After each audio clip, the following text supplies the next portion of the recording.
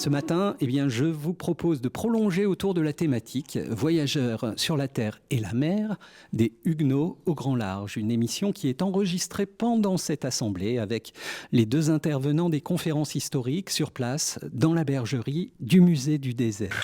À l'origine, les protestants cherchent à s'expatrier parce qu'ils sont persécutés dès l'origine, dès le XVIe siècle. Et les premières colonies françaises au Nouveau Monde sont en partie l'affaire des protestants qui essayent de trouver un refuge, qui essayent de trouver un asile hors de France.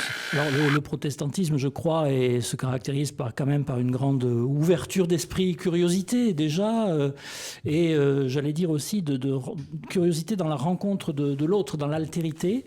Et il me semble que c'est aussi un lien là qui se fait. Le voyage est évidemment le moyen de rencontrer celui qui est différent, celui qui ne partage pas les mêmes mœurs, comme on disait au XIXe siècle, mais dont on peut retrouver finalement la trace de l'humain. Il y a un certain humanisme, une proximité aussi entre humanisme et protestantisme qui fait que je pense que ce lien est tout à fait naturel. Alors c'est une autre belle page d'histoire que vous nous proposez ce matin, celle de Rabault-Saint-Étienne à Versailles, de l'édit de tolérance aux droits de l'homme.